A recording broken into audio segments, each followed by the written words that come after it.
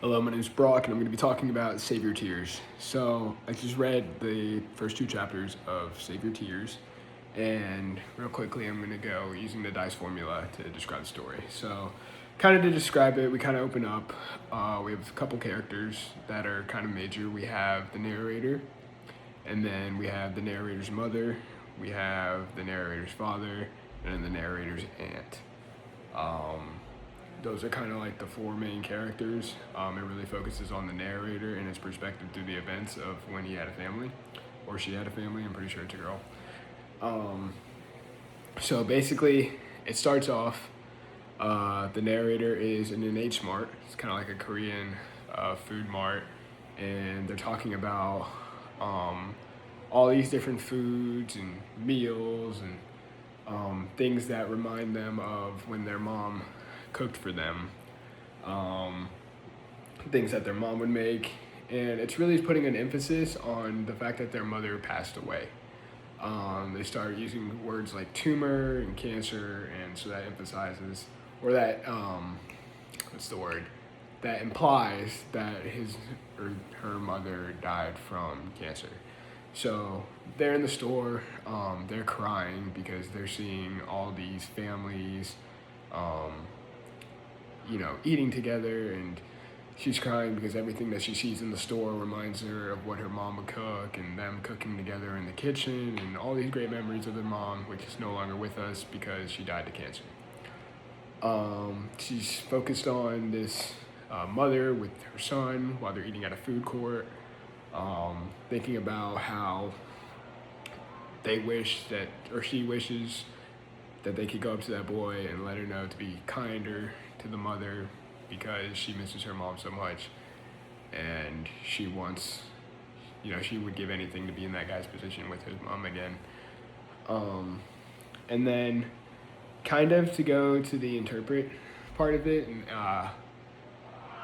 interpret.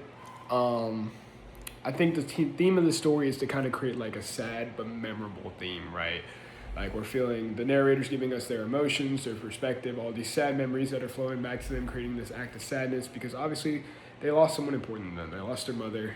And so they're reminiscing on all these memories, cooking, and then it kind of takes us back in time to when the narrator was a child and growing up, that the mother actually showed a lot of harsh love.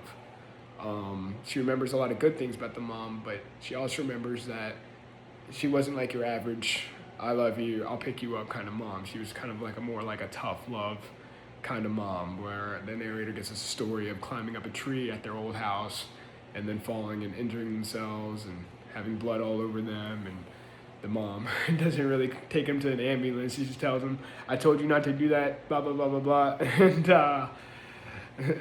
the narrator's confused by this in the moment. But, it kind of creates that lesson for the narrator, knowing that the tough mom will always be honest with you because she loves you. And there was a quotation in there about that as well. So it's kind of a theme that transitions from sadness and memorable to using that tone to create, or transition the sort of memories into a kind of learning and loving, affectionate tone to remember the mom in a more loving way. To kind of connect it to what we're learning in class, we talk a lot about perspective and the way that stories are told. The other day in class, we talked about how, you talk about these analogies and how people will say things in a story, but that's not actually what's going on. Like when we talked about the murder, and she talks about being murdered in black.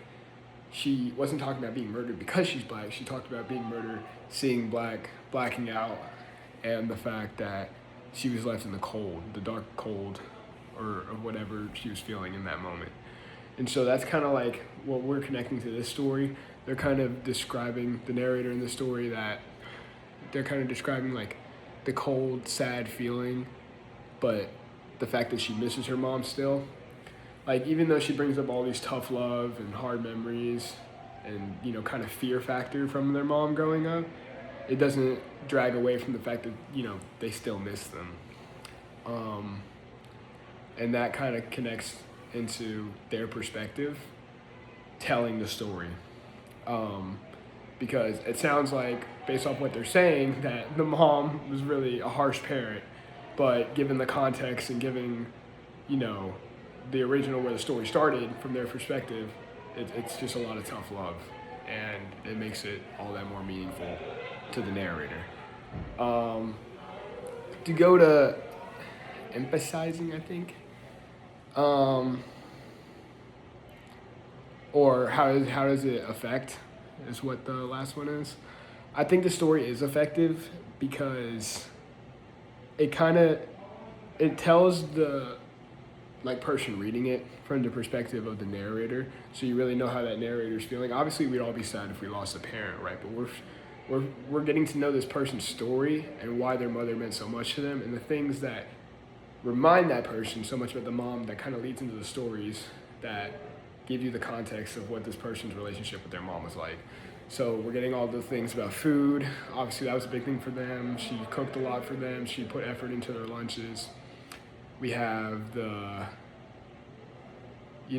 where they lived growing up and how he tried so hard to clean the room and do all this effort to earn his mother's affection.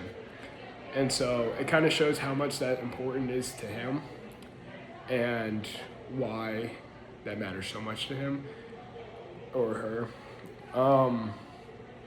And so I believe that it's effective in that way because you can kind of see why it means so much to them and what their mother meant to them. So.